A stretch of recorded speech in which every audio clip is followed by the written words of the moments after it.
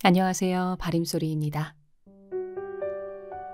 더디 세계문학, 오만과 편견, 제인 오스틴 지음, 이정아 옮김, 제3부 8장.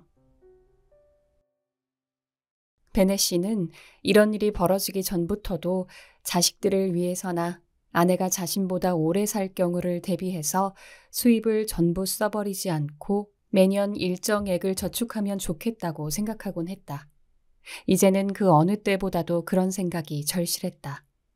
그와 같은 의무를 다했다면 리디아의 명예든 평판이든 그 무엇을 돈으로 사기 위해 처남에게 빚을 질 필요가 없었을 것이다.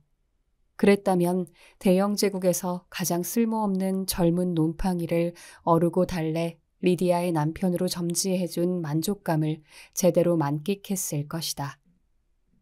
베넷 씨는 누구에게도 득이 될 게 없는 이번 일의 비용을 처남이 혼자 떠안게 됐다는 점이 몹시 마음에 걸렸다. 그래서 가능하다면 그가 얼마나 도와주었는지 알아내서 최대한 빨리 빚을 갚아야겠다고 마음먹었다.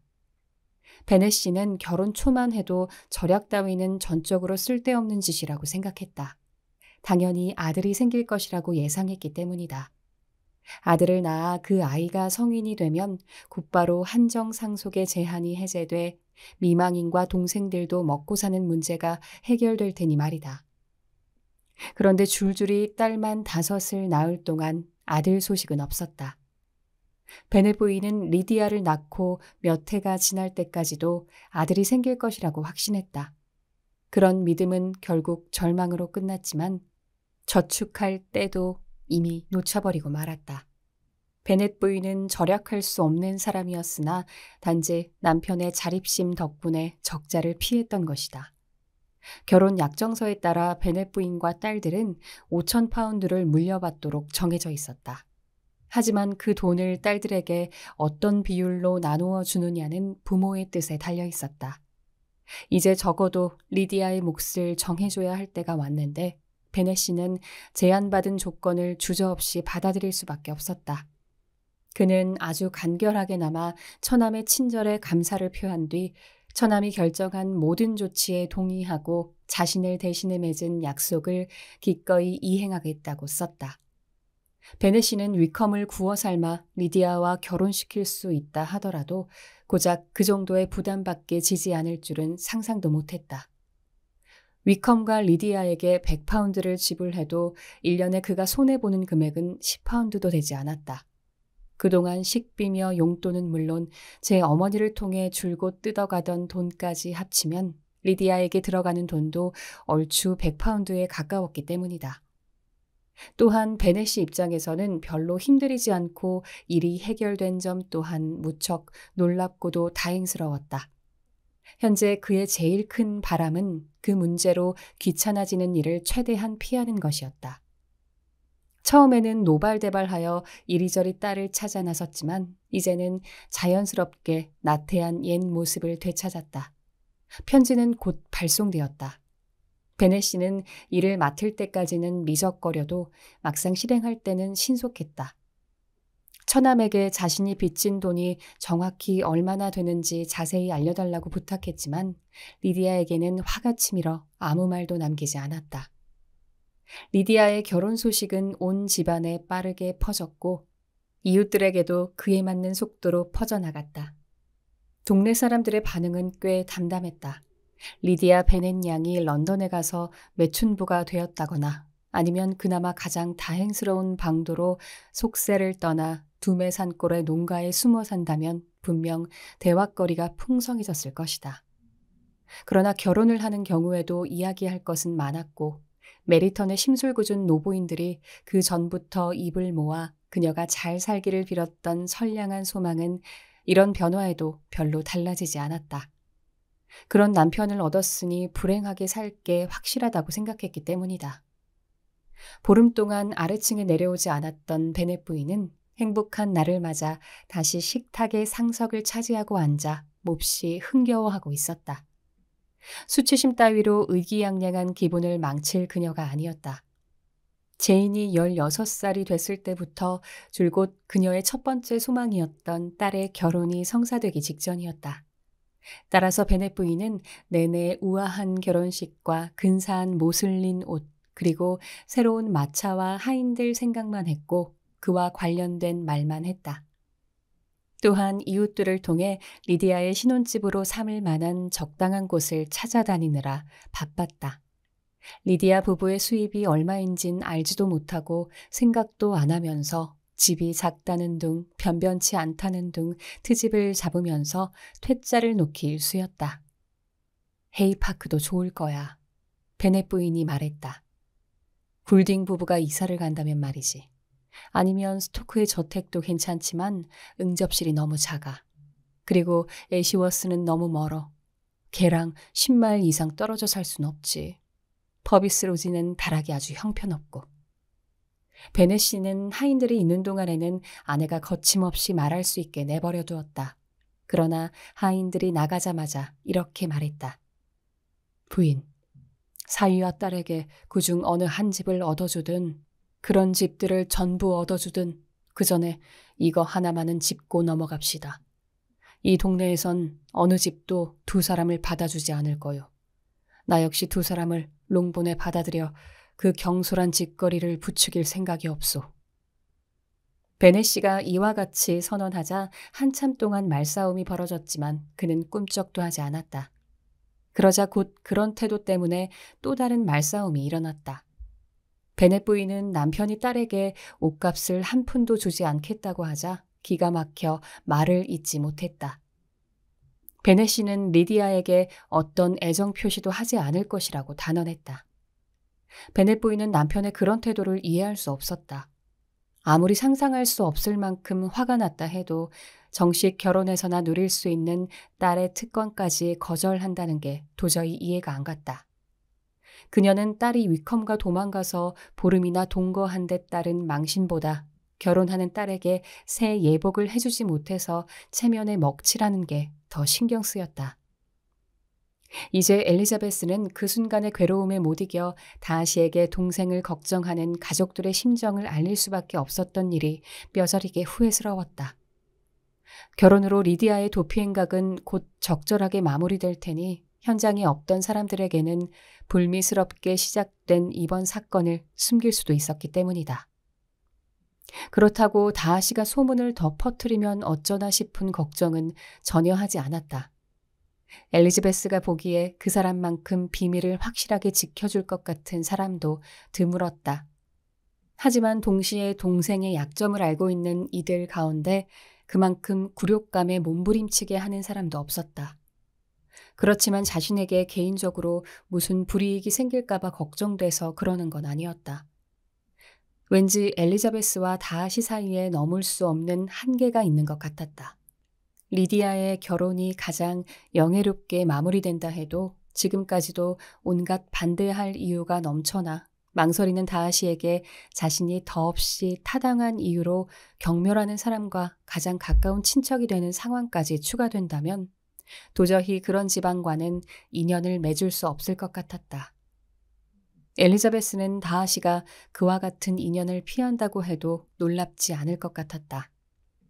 더비셔에서 직접 확인한 대로 그가 아무리 그녀의 애정을 얻고 싶다 해도 이런 충격적인 상황까지 극복하리라고 기대하는 것은 이치에 맞지 않았다. 엘리자베스는 자신이 초라하고 비참하게 느껴졌다. 그리고 왠지 모르지만 후회가 밀려왔다. 더 이상 그에게 존중받을 수 없게 되자 그것을 바라는 마음이 더 간절해졌다.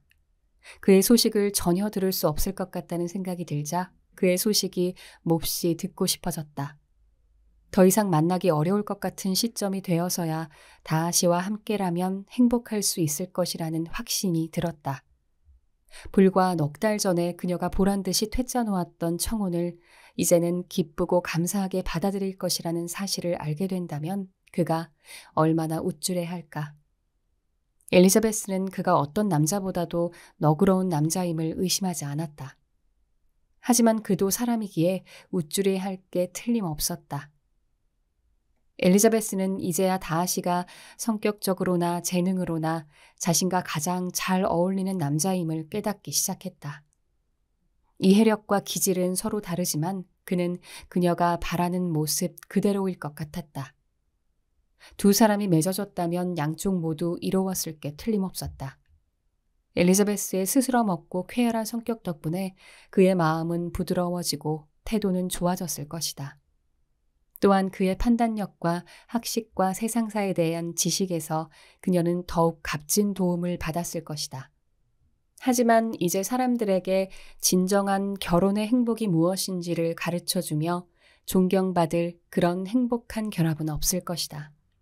대신 그것과 종류도 다르고 그로 인해 다른 결합의 가능성을 배제시키는 결혼이 이 집안에서 곧 거행될 예정이니까 말이다. 엘리자베스는 위컴과 리디아가 어떻게 자립적으로 살아갈지 상상이 안 갔다. 하지만 덕행보다 열정에 끌려 결합된 부부에게 행복이 지속되기가 얼마나 어려울지는 쉽게 추측할 수 있었다. 가드너 씨는 곧 매형에게 답장을 보냈다. 그는 베네 씨의 감사 인사에 매형 가족의 행복을 위해 열성을 다하겠다는 말로 간단히 답한 뒤 앞으로 그 문제는 다시 거론하지 말아달라고 간청하는 것으로 끝을 맺었다. 편지의 요지는 위컴이 민병대를 나오기로 마음먹었다는 소식이었다. 저도 결혼이 확정되는 대로 위컴이 그렇게 하길 대단히 바랐답니다. 그리고 그가 자신을 위해서나 리디아를 위해서 민병대를 떠나는 게 바람직하다고 보는데 매형 또한 저와 의견이 같을 것으로 생각합니다. 위컴은 정규군에 들어가고자 하는데 옛 친구 중에 육군에서 그를 기꺼이 도와줄 수 있는 이들이 아직 있다고 합니다. 그래서 현재 북부지방에 주둔하고 있는 어떤 장군의 연대에서 기수 장교를 맡기로 약속받았답니다. 이 지역에서 멀리 떨어진 곳이니 잘된 일이지요. 위컴도 단단히 약속했고 타지에서 살면서 평판을 잃지 않으려면 둘 다 한층 신중하게 처신하기를 바랄 밖에요. 포스터 대령에게 편지를 써서 현재까지 수습한 내용을 알리고 브라이턴과 인근 지역의 여러 채권자들에게 위컴이 진 빚을 신속하게 갚을 것을 제가 보증할 테니 그들을 안심시켜달라고 부탁했습니다. 그러니 매형도 성가시겠지만 메리턴의 채권자들에게 같은 보증을 해주십시오. 그가 알려준 채권자 명단은 뒤에 덧붙여 놓겠습니다. 위컴은 자기가 진 빚을 모두 밝혔는데 적어도 그가 우리를 속이지 않았기를 바랍니다. 해거스턴에게 지시를 해두었으니 앞으로 일주일이면 모든 일이 마무리될 것입니다. 그러니 롱본에서 먼저 초대하지 않으면 두 사람은 연대로 가게 될 겁니다. 아내가 그러는데 리디아가 남부를 떠나기 전에 롱본 식구들을 몹시 보고 싶어 한다고 합니다. 조카는 몸 건강히 잘 지내고 있으며 매형과 누님께 꼭 안부를 전해달라고 합니다. 그럼 이만 줄이겠습니다. 에드워드 가드너. 베네 씨와 딸들도 위컴이 어떤 부대를 떠나기로 한 것이 잘한 일임을 가드너 씨 못지않게 잘 알고 있었다. 하지만 베네 부인은 별로 기뻐하지 않았다.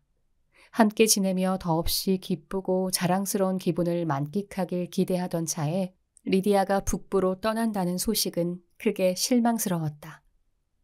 딸 내외를 하트퍼드셔에 살게 하겠다는 계획을 결코 포기하지 않았기 때문이다. 게다가 리디아가 두루 잘 알고 좋아하는 사람도 많은 민병대와 결별해야 한다니 무척 가슴이 아팠다. 그 애가 포스터 부인을 얼마나 좋아하는데. 베네 부인이 말했다. 그녀와 헤어지면 충격이 엄청 클걸? 게다가 걔가 아주 좋아하는 젊은 장교들도 여럿인데. 땡땡 장군 부대에는 그렇게 마음에 맞는 장교들이 없을 거야. 베네 씨는 북부로 떠나기 전에 다시 가족을 만나게 해달라는 리디아의 요청을 처음에는 절대 받아줄 생각이 없었다.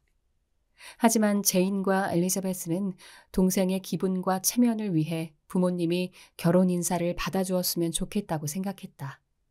그래서 아주 간곡하지만 무척 논리적이면서도 상냥하게 동생 부부가 결혼식을 올리자마자 두 사람을 롱본의 식구로 받아들여야 한다고 아버지를 설득했다. 이에 베넷씨도 딸들의 생각을 받아들여 그들이 바라는 대로 하기로 했다. 그러자 베넷 부인은 결혼한 딸이 북부로 떠나기 전에 이웃에 자랑할 수 있게 되었다는 것을 알고 크게 기뻐했다. 베넷씨는 처남에게 다시 편지를 써서 리디아 부부가 집에 오는 것을 허락한다고 알렸다.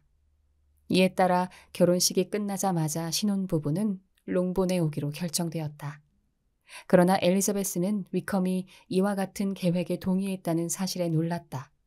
솔직히 그와 어떤 형태로든 만나고 싶지 않은 게 그녀의 마지막 소망이었다. 9장. 드디어 리디아의 결혼식 날이었다. 제인과 엘리자베스는 당사자인 리디아보다 더욱 많은 감정을 느꼈다. 마차가 리디아와 위컴을 데리러 땡땡으로 떠났고 신혼부부는 그 마차를 타고 정찬때에 맞춰 집에 올 예정이었다. 제인과 엘리자베스는 이들 부부가 온다니 걱정부터 들었다. 특히 제인은 자신이 그런 죄를 저질렀다면 느꼈을 감정을 리디아에게 이입한 뒤 동생이 견뎌내야 할 현실을 생각하고 딱하게 여겼다. 두 사람이 도착했다. 온 가족이 신혼부부를 맞이하기 위해 조찬실에 모였다. 마차가 대문 앞에 도착하자 베넷 부인의 얼굴에 미소가 번졌다. 베넷 씨는 헤아릴 수 없는 근엄한 얼굴이었고 자매들은 놀랍고 걱정스러우면서 불편한 표정이었다. 현관에서 리디아의 목소리가 들려왔다. 이윽고 문이 활짝 열리면서 그녀가 집 안으로 달려들어왔다. 어머니가 다가가 딸을 꼭 껴안고 기뻐 어쩔 줄 모르며 반가워했다. 그리고 뒤따라 들어온 위컴에게는 다정한 미소를 보내며 손을 내밀었다. 그러면서 두 사람에게 기꺼이 축하를 보내는 모습이 딸 부부의 행복을 조금도 의심하지 않는 듯했다. 이어서 베넷 씨를 마주한 신혼 부부는 환대를 받지 못했다. 되레 그의 표정은 더욱 근엄해졌고 입도 좀처럼 열리지 않았다. 사실 이 젊은 부부의 태평하고 뻔뻔한 태도를 보면 그가 화를 내고도 남을 만했다. 엘리자베스는 어처구니가 없었고 제인도 충격을 받았다. 리디아는 여전히 리디아였다. 제멋대로고 부끄러운 줄 모르며 사납고 시끄러운 데다 겁이 없었다. 언니들에게 차례로 다가가 축하해달라고 말할 정도였다. 마침내 온 가족이 자리에 앉자 방 안을 유심히 둘러보던 리디아는 조금 바뀐 것을 알아채고 웃음을 터뜨리면서 집에 한참 만에 온 것 같다고 말했다. 위컴 또한 리디아만큼 고민 없는 얼굴로 앉아 있었다. 하지만 줄곧 아주 부침성 있게 굴어 성품이 바르고 결혼만 순리대로 했다면 가족처럼 구는 그의 미소와 스스럼 없는 말주변에 온 가족이 무척 즐거워했을 것이다. 엘리자베스는 그때까지 위컴이 그 정도로 뻔뻔한 사람이라고는 생각해 본 적이 없었다. 하지만 그 자리에 앉아있자니 앞으로 저 낯 두꺼운 인간이 어디까지 뻔뻔스러울지 지켜봐야겠다는 마음이 절로 들었다. 엘리자베스의 얼굴은 벌겋게 달아올랐고 제인도 얼굴을 붉혔다. 하지만 정작 그들을 당혹스럽게 한 장본인들의 얼굴은 조금의 변화도 없이 말짱했다. 이야깃거리가 떨어질 일은 없었다. 신부와 어머니는 그 이상의 말을 빨리 하기 어려울 정도였고 어쩌다 보니 엘리자베스 옆에 앉게 된 위컴은 유쾌한 말투로 스스럼 없이 그 동네 지인들의 안부를 물었다. 하지만 엘리자베스는 도저히 그와 같이 아무렇지 않게 대답할 수 없었다. 리디아와 위컴은 각자 세상에서 가장 행복한 기억을 간직하고 있는 듯했다. 지난 일들을 떠올려 봐도 전혀 괴롭지 않은 모양이었다. 리디아는 언니들이라면 무슨 일이 있어도 입에 올리지 않을 화제를 자기가 먼저 꺼냈다. 생각해봐. 그녀가 큰 소리로 말했다. 집을 떠난 지 석 달이나 지났다니. 나한테는 보름밖에 안 된 것 같은데 말이지. 하지만 그동안 정말 많은 일이 있었어. 세상에, 집을 떠날 땐 결혼해서 돌아오게 될 줄 누가 알았겠어? 그렇게 된다면 정말 재밌겠다고 생각은 했지만 말이지. 아버지가 눈을 치켜 떴다. 제인은 안절부절 못했고 엘리자베스는 깊은 뜻이 담긴 눈빛으로 리디아를 쳐다봤다. 하지만 무시하기로 작정하면 어떤 말도 안 듣고 아무 말이나 내뱉는 리디아가 신나서 계속 말했다. 참, 엄마. 여기 사람들이 내가 오늘 결혼한 걸 아나요? 모르면 어쩌나 했는데. 오는 길에 윌리엄 굴딩 씨 이륜마차를 따라잡았기에 그참에 내 결혼 소식을 알려야겠다 싶어서 옆에 왔을 때 마차의 옆 유리문을 내린 뒤 장갑을 벗고 손을 문턱에 떡하니 올렸더랬죠. 결혼 반지를 좀 보라고 말이죠. 그런 다음 인사를 건네고 활짝 웃어주었다니까요. 엘리자베스는 더 이상 참고 들어줄 수가 없었다. 그래서 벌떡 일어나서 방을 나온 뒤 다시는 들어가지 않았다. 그러다가 가족들이 복도를 지나 식당으로 들어가는 소리를 듣고서야 돌아와 다시 식구들과 합류했다. 뽐내고 싶어 안달이 난 리디아는 어머니의 오른편에 붙어 걸어가면서 제인에게 이렇게 말하는 소리가 들렸다. 참 제인 언니, 이제부터는 내가 언니 자리에 앉고 언니가 아래쪽 자리로 가야겠다. 내가 기혼 여성이 됐으니까 말이지. 리디아는 처음부터 전혀 쑥스러워하지 않았는데 시간이 지난다고 해서 그런 태도가 바뀔 것 같지 않았다. 오히려 갈수록 더 스스럼 없어지고 의기양양해졌다. 리디아는 이모인 필립스 부인과 루커스 일가도 모자라 온 동네 사람들을 만나서 그들에게 일일이 위컴 부인이라는 호칭을 듣고 싶어 했다. 식사를 마친 리디아는 반지를 보여주면서 결혼했음을 자랑하려고 힐 부인과 2명의 하녀에게 갔다. 그런데 엄마, 모두 다시 조찬실에 모였을 때 리디아가 말했다. 우리 신랑 어때요? 매력적이지 않아요? 언니들도 다 부러워할걸? 언니들이 내 반만큼이라도 운이 좋길 바랄 뿐이야. 모두 브라이턴에 가야 한다니까. 남편과 먹기에는 그만인 곳이야. 엄마, 다 같이 못 간 게 유감이라니까요. 그러게 말이다. 내 뜻대로 했다면 다 함께 갔을 텐데. 그런데 리디야, 네가 그렇게 먼 곳에서 살아야 한다니 정말 싫구나. 꼭 그래야겠니? 아유, 그럼요. 그런데 걱정할 것 없어요. 난 다 좋을 것 같아요. 엄마랑 아버지랑 언니가 우리를 보러 오면 되잖아요. 우리는 겨울 내내 뉴캐슬에 있을 건데 그러면 아마 무도회도 열 거예요. 내가 신경 써서 언니들 모두 멋진 파트너와 춤추게 해줄게. 그렇게만 되면 더없이 좋겠지. 베넷 부인이 말했다. 그런 다음 돌아갈 때는 언니 1-2명을 우리 집에 남겨두고 가세요. 그러면 겨울이 끝나기 전에 내가 남편감을 구해줄 테니까. 나까지 마음 써줘서 고맙지만 너처럼 그런 식으로 남편감을 구하는 건 별로 내키지 않는구나. 엘리자베스가 말했다. 신혼부부는 롱본에 열흘 이상 머물 수 없었다. 런던을 떠나기 전에 위컴이 장교로 임명된 터라 보름 전까진 연대에 합류해야 했다. 베넷 부인을 제외하고는 누구도 그들이 그렇게 짧게 있다가 간다고 해서 아쉬워하지 않았다. 베넷 부인은 시간을 최대한 활용하여 딸을 데리고 여기저기를 방문했고 집에서 모임도 자주 열었다. 가족들 모두 이런 모임을 대단히 반겼다. 집안 식구들만 있는 것을 피하는 일은 생각 없는 사람들보다 생각 있는 사람들에게 더 바람직한 일이었다. 리디아를 향한 위컴의 애정은 엘리자베스가 예상했던 그대로였다. 그의 마음은 리디아가 그를 사랑하는 마음과 같지 않았다. 상황을 놓고 볼 때 굳이 현재의 모습을 지켜볼 필요도 없이 두 사람의 도피 행각은 위컴의 애정이 아니라 리디아의 사랑의 힘으로 벌어진 일임을 알 수 있었다. 엘리자베스는 위컴이 금전적으로 궁지에 몰려 도피할 수밖에 없다고 확신하지 않았다면 그가 왜 리디아를 열렬히 사랑하지도 않으면서 도피 행각을 벌였는지 의아하게 여겼을 것이다. 위컴은 정말 어쩔 수 없이 도망쳐야 하는 상황에 처했다면 동반자가 생기는 기회를 거절할 청년이 아니었으니 말이다. 리디아는 위컴을 끔찍하게 좋아했다. 리디아에게 그는 언제나 내 사랑 위컴이었다. 그녀의 눈에는 그와 견줄 만한 남자가 아무도 없었다. 위컴은 무슨 일이든 세상에서 가장 잘하는 남자였다.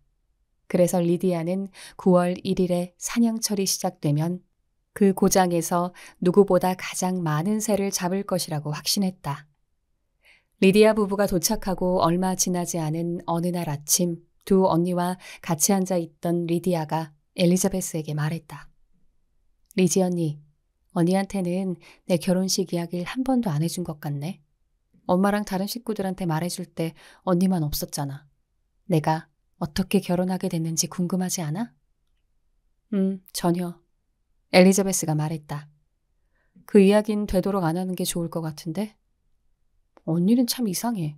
하지만 난 어떻게 했는지 말해줘야겠어. 언니도 알다시피 우리는 세인트 클레먼트 교회에서 결혼식을 올렸어. 위컴의 숙소가 그 교구에 있어서 말이지. 모두들 11시까지 그곳에 가기로 되어 있었어. 나는 외삼촌과 외숙모랑 같이 가고 다른 사람들은 교회에서 만나기로 했어. 드디어 월요일 아침이 왔는데 내가 막 안절부절 못하겠는 거야. 왜 그런 거 있잖아. 무슨 일이 생겨서 결혼식이 연기될까 봐 걱정되는 거. 정말 그런 일이 일어났다면 난 미치고 말았을 거야. 그런데 외숙모는 내가 옷을 갈아입는 동안 옆에서 계속 무슨 설교문을 읽는 것처럼 이런저런 잔소리를 하는 거야. 하지만 10마디 중 한마디만 귀에 들어올까 말까 하더라. 언니도 짐작하겠지만 난 그때 내 사랑 위컨만 생각하고 있었거든. 그가 결혼식장에 파란색 제복을 입고 올지 아닐지 알고 싶어서 참을 수가 있어야지. 하여간 그래서 우리는 평소처럼 10시에 아침을 먹었어. 도통 끝날 것 같지 않은 식사였어. 그게 말이 났으니 말인데 언니도 알게 되겠지만 내가 외삼촌 집에 있는 동안 외삼촌과 외숙모가 되게 퉁명스러웠어. 정말 거짓말이 아니라 보름 동안이나 있었는데 한 번도 문 밖에 못 나가게 했다니까. 파티든 모임이든 죄다 못 가게 했어. 사실 런던도 별게 없었지만 그래도 소극장은 열었는데 말이지. 아무튼 그래서 마차가 문 앞에 막 도착했는데 스톤 씨라는 밉살 맞은 인간이 볼 일이 있다며 외삼촌을 불러내지 뭐야? 그런데 있지, 두 사람이 만났다 하면 시간 가는 줄을 몰라. 그러니 난 너무 걱정돼서 어떻게 해야 할지 모르겠는 거야. 외삼촌이 결혼식에서 손을 잡아주기로 했는데 시간을 어기면 그날은 결혼을 못하게 되니까 말이야. 하지만 다행히 10분 후에 돌아오셔서 다 같이 교회로 출발했어. 그런데 나중에 생각해보니까 외삼촌이 못 가셨어도 결혼식은 연기할 필요가 없겠더라고. 다하시 씨가 해주면 됐을 테니까. 다하시 씨라고? 엘리자베스가 깜짝 놀라 큰 소리로 되물었다. 그렇다니까. 언니도 알다시피 그분이 위컴과 그곳에 오기로 했으니까. 어머, 깜빡 잊었네.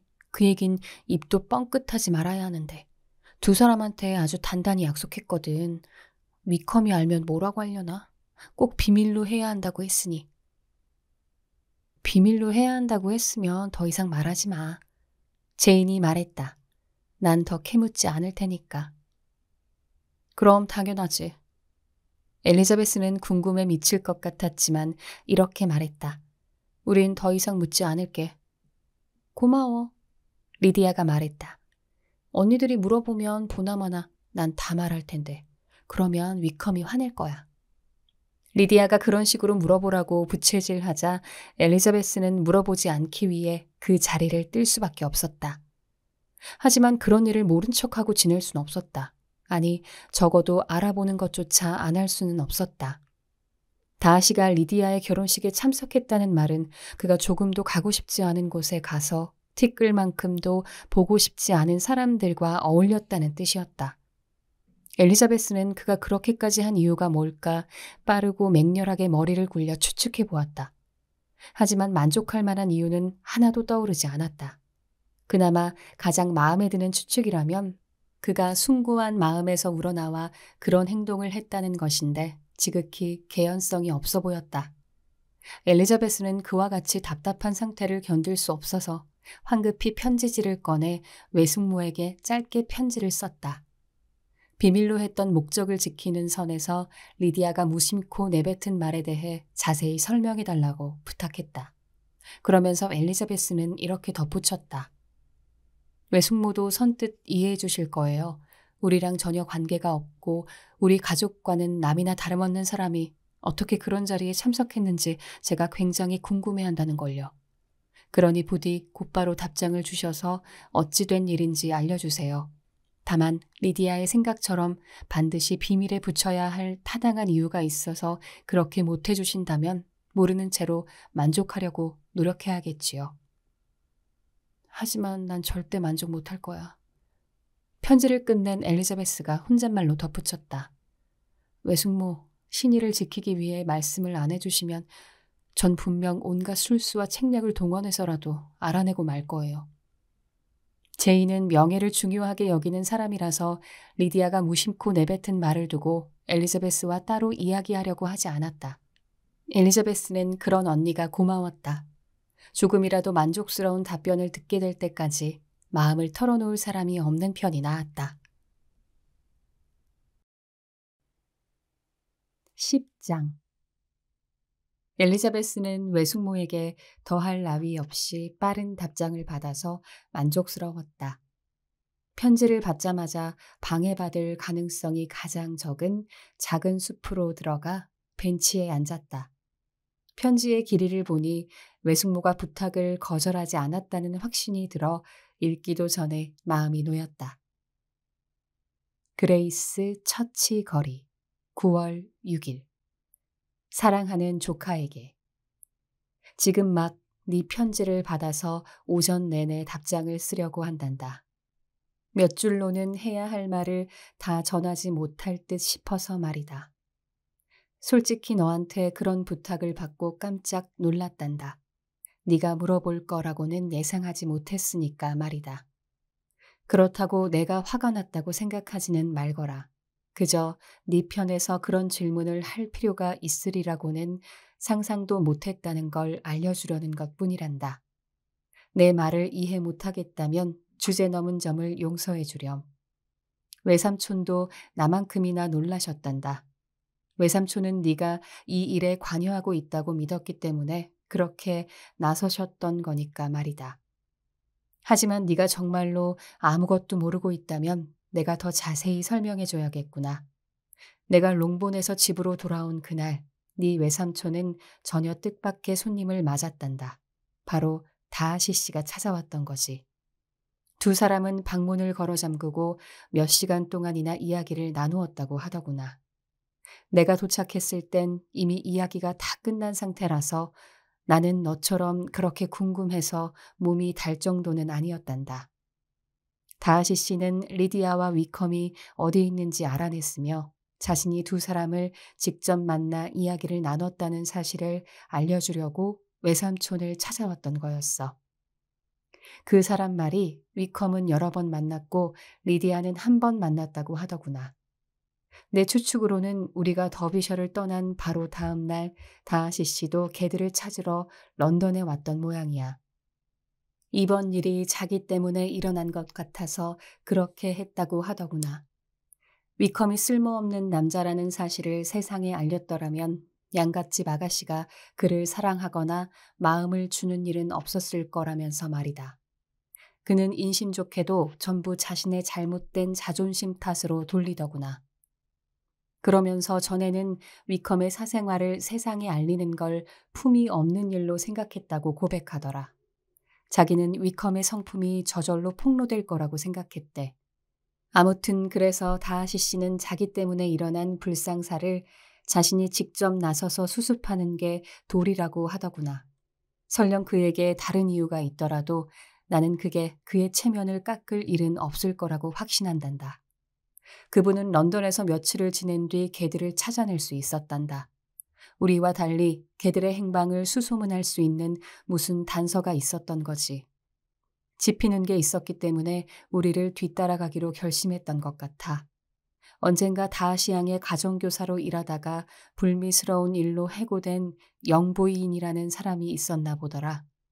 물론 불미스러운 일이란 게 정확히 뭔지는 그분이 말해주지 않았어.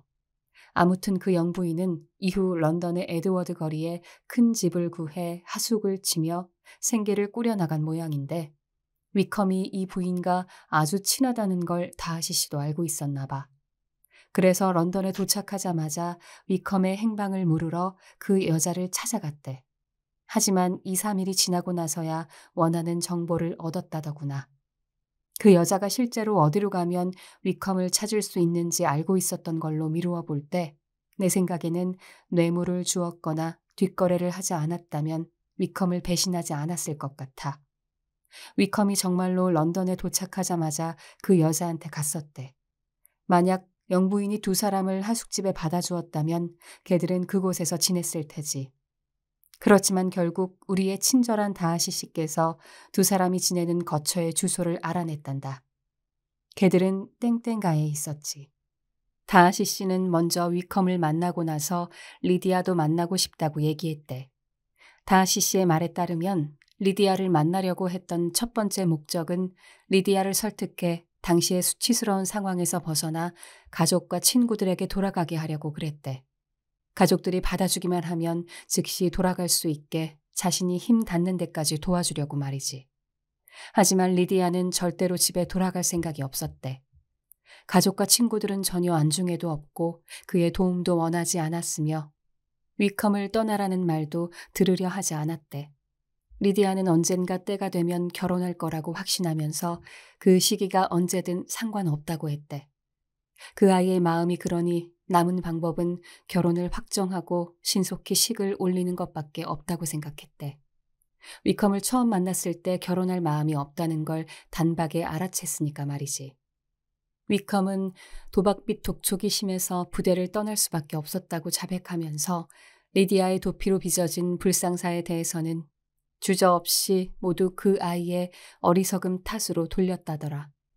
위컴은 장교 보직을 즉시 사임할 작정이면서도 장래의 상황에 대해서는 이렇다 할 생각이 없었대. 어딘가로 가야 하는데 어디로 갈지 몰랐고 먹고 살 방도가 전혀 없는 걸 본인도 알고 있더래. 다하시 씨가 왜 당장 리디아와 결혼하지 않았는지 물었대. 베네 씨가 큰 부자는 아니어도 뭔가 해줄 수 있을 테고 그러면 결혼으로 상황이 나아질 게 틀림없었으니까 말이지. 하지만 다하시 씨는 위컴이 이 질문에 대답하는 걸 듣고 그가 여전히 다른 지역에 가서 결혼을 통해 좀 더 효과적으로 한몫 잡고 싶어 한다는 걸 알았단다. 그렇지만 상황이 상황인지라 위컴도 당장 구제받을 수 있는 유혹을 뿌리치기 어려웠나 봐. 이후 두 사람은 상의할 게 많다 보니 여러 번 만났대. 물론 위컴은 자기가 얻을 수 있는 것보다 더 많이 원했지만 결국 적당한 수준에서 만족할 수밖에 없었다더구나. 두 사람 사이의 모든 상황이 확정되자 다하시 씨는 그 다음 조치로 외삼촌에게 결정된 사항들을 알리려고 했단다. 그래서 내가 집에 도착하기 전날 저녁 무렵에 그레이스 처치 거리로 찾아왔대. 그런데 그날은 네 외삼촌을 만날 수 없었지. 다하시 씨는 물어물어 외삼촌이 아직도 너희 아버지와 있지만 다음 날 아침이면 너희 아버지가 런던을 떠날 거라는 사실을 알아냈대.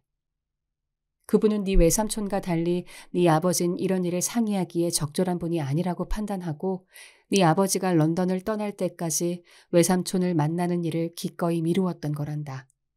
다하시 씨는 이름을 남기지 않아서 다음 날까지 어떤 신사분이 볼 일이 있어 방문했다고만 전달됐지. 그리고 토요일에 다하시 씨가 다시 온 거란다. 네 아버진 롱본으로 가셨고 외삼촌은 집에 계셨거든. 그렇게 해서 아까 내가 말했던 것처럼 두 분이 함께 많은 일을 상의하게 된 거란다. 두 분은 일요일에 다시 만났고 그때 나도 그분을 봤단다. 결국 월요일에 모든 일이 확정되면서 부랴부랴 롱본에 속달을 보낸 거란다. 하지만 우리의 방문객께서는 무척 고집이 세더구나. 리즈, 그런 고집스러움이 결국 그 사람의 성격적인 결함이 아닐까 싶다. 다른 때도 그분은 여러 가지 결점으로 비난받았지. 하지만 이 고집스러움이야말로 진짜 결점이란다. 그는 자신이 직접 나서지 않으면 아무것도 되는 게 없다고 생각하는 것 같더라. 물론 나는 네 외삼촌도 모든 일을 아주 기꺼이 해결했을 거라고 확신한단다. 이번 일을 처리하느라 외삼촌과 다하시 씨는 한참 동안 함께 고생하셨다. 당사자인 신사와 숙녀에게는 몹시 과분하게도 말이지. 그러나 결국 외삼촌이 양보할 수밖에 없었단다. 조카를 실질적으로 도와주는 대신 그럴싸한 명예만 떠맡을 수밖에 없었으니 네 외삼촌의 성미에 몹시 거슬리는 일이었단다. 오늘 아침 네 편지를 받아서 외삼촌이 무척 기쁘셨을 거란다. 남의 공을 가로챈 셈이었는데 네가 설명을 부탁한 덕분에 마땅히 칭찬받아야 할 사람에게 그 공을 돌려줄 수 있게 되었으니까. 하지만 리지, 이 사실은 너만 알고 있어야 한다. 제인까지는 모를까. 그 외에 다른 사람들한테는 절대 말하지 말거라. 그분이 그 젊은 부부에게 어떻게 해주었는지 너도 잘 알 거다. 1,000파운드가 넘는 위컴의 빚을 다 갚아주기로 했고 리디아가 증여받는 몫에 추가로 1,000파운드를 얹어주기로 했으며 위컴에게 장교 임명장도 사주기로 했단다. 이 모든 일을 다하시 씨 혼자서 떠맡은 것은 앞서 설명한 이유 때문이란다. 위컴의 실체가 잘못 알려져서 결과적으로 그가 지금처럼 대접받고 주목받게 된 게 다 자신의 탓이라는 거야. 자신이 말하지 않고 제대로 생각하지 못해서 그랬다는 거지. 이 말도 어느 정도 진실이긴 할 거야. 물론 그 사람이 말을 안 했다거나 어느 누가 말을 안 했다는 것이 과연 이번 일과 얼마나 관련이 있을지 모르겠지만 말이다.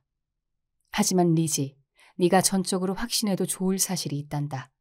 다하시 씨가 아무리 그럴듯하게 이유를 말했어도 우리가 이 일에 관여한 그에게서 또 다른 사심을 엿보지 않았다면 네 외삼촌은 결코 양보하지 않았을 거라는 점이다. 다하시 씨는 모든 일이 해결되자 그때까지도 펜벌리에 머물고 있던 친구들에게 돌아갔단다. 하지만 결혼식이 열리는 날에 다시 런던에 와서 돈과 관련된 모든 사안을 마무리 짓기로 약속했던 거란다. 자, 이만하면 너에게 모든 걸 이야기한 것 같구나. 너도 정말 놀라운 이야기라는 말이 절로 나올 거다. 이 이야기를 듣고 적어도 기분 나쁘지 않았으면 좋겠다. 리디아가 우리 집에 오고 나서 위컴도 언제든 드나들 수 있게 해주었단다.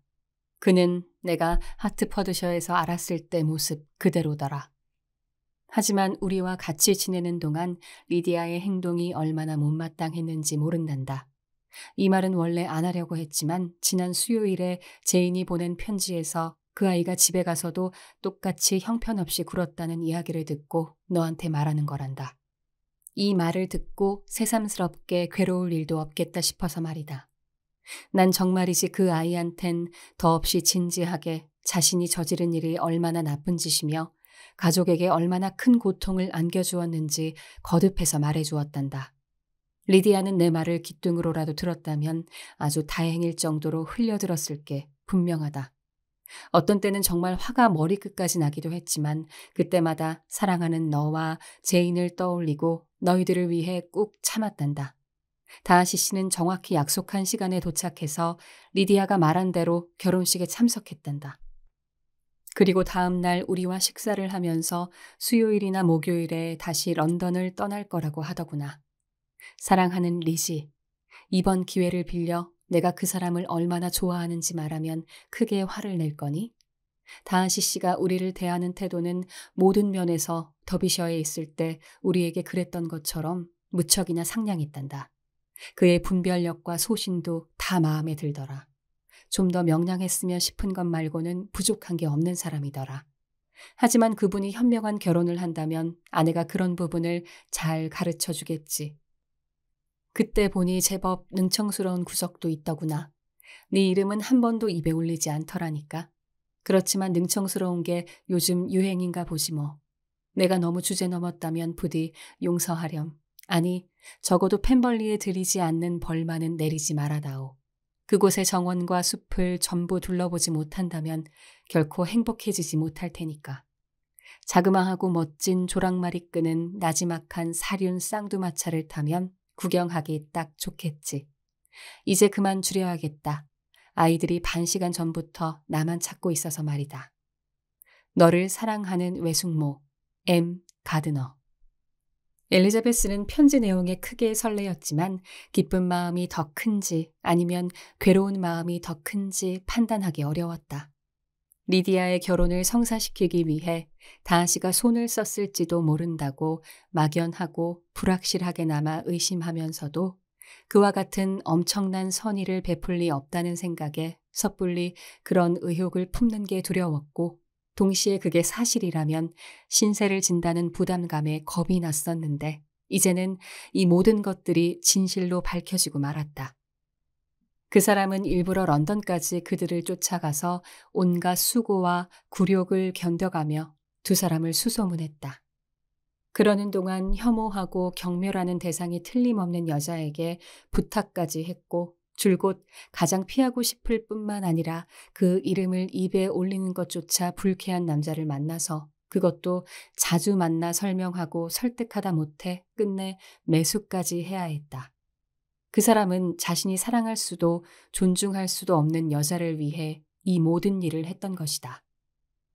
엘리자베스의 마음속에서 그이가 너를 위해 그렇게 한 거야 라고 속삭였다. 하지만 이런 소망은 다른 생각들이 밀려들자 이내 꺾이고 말았다. 아무리 그녀가 헛바람이 들었대도 이미 자신의 청혼을 거절한 여자를, 그것도 위컴과 인척으로 엮이는 게 끔찍하게 싫은 자연스러운 감정까지 이겨낼 수 있을 정도로 여전히 사랑해서 그 모든 일을 했다고 생각하는 것은 무리였다. 위컴의 손이 동서가 되다니. 종류를 떠나 자존심이라는 게 있다면 그런 관계를 맺을 리 없었다. 다하시는 분명 큰 기여를 했다.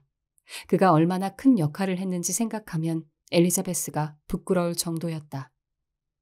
하지만 그는 자신이 그렇게 개입하게 된 이유를 밝혔으며 그 이유를 믿지 못할 특별한 근거가 있는 것도 아니었다.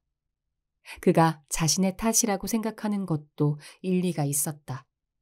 그는 너그러운 데다 그런 마음을 행동으로 옮길 수 있는 수단도 있었다. 엘리자베스는 그의 주된 동기가 자신이라고 내세우진 않더라도 그가 아직 그녀를 좋아하기 때문에 그녀의 마음을 평안하게 해주기 위해 열성을 다해 이 일을 도와주었다는 생각은 할 수 있었을 것이다. 영영 보답할 수 없는 사람에게 은혜를 입었다는 사실을 알고 나니 몹시 괴로웠다. 엘리자베스의 가족들은 리디아를 되찾고 그 아이의 평판을 지키는 등의 모든 것에서 그에게 신세를 졌다. 엘리자베스는 자신이 이제껏 키워왔던 온갖 무례한 감정과 그에게 퍼부었던 온갖 건방진 말들을 뼈저리게 후회했다. 자신은 초라하게 생각했지만 그는 자랑스러웠다. 그 사람이 남을 측은히 여기는 마음과 명예를 지키기 위해 자존심이라는 약점을 극복해냈다는 게 자랑스러웠다. 엘리자베스는 외숙모가 그 사람을 칭찬한 대목을 읽고 또 읽었다. 그 정도 칭찬으로는 충분하지 않았지만 그래도 기뻤다. 외숙모와 외삼촌이 다하시와 자신 사이에 애정과 신뢰가 남아있다고 아주 굳게 확신하고 있다는 사실을 알고서 후회가 어리긴 했지만 약간 기쁘기까지 했다. 엘리자베스는 누군가 다가오는 기척에 상념에서 깨어나 벤치에서 일어섰다. 그녀가 서둘러 다른 길로 접어들기 전에 위컴이 다가왔다. 처형, 호젓하게 산책하시는데 방해한 건 아닌지 모르겠군요. 그가 그녀 곁에 와 서며 말했다. 당연히 방해했죠. 그녀가 웃으며 대답했다. 하지만 반갑지 않은 방해는 아닌걸요? 방해했다면 정말 죄송합니다. 우리는 언제나 좋은 친구였죠. 지금은 더 좋은 사이가 되었고요. 그러게요. 다른 사람들도 나오나요? 모르겠습니다. 장모님과 리디아는 마차를 타고 메리턴에 간다고 하더군요. 그나저나 처형, 외삼촌 내외분들께 들으니 펜벌리 저택을 실제로 보셨다면서요? 엘리자베스는 그렇다고 대답했다. 그런 즐거움을 누리셨다니 처형이 부러워지려고 하는군요. 하지만 저는 거기 가는 게 버거운 일인 것 같습니다. 그렇지 않다면 뉴캐슬로 가는 길에 들를 수도 있을 테죠. 혹시 한 여장을 만나보셨는지요? 가엾은 레이놀즈 부인. 언제나 저를 무척 아끼셨지요. 물론 부인이 처형께 제 이름을 말하진 않았겠지만. 아니요, 말씀하셨어요. 뭐라고 하던가요? 제부가 군대에 들어갔다면서 잘 지내지 못하는 것 같다고 걱정하시던데요. 알다시피 그렇게 멀리 떨어진 곳에는 이상하게도 이런저런 말들이 잘못 전해지곤 하잖아요. 물론 그렇죠. 위컴이 입술을 깨물며 말했다.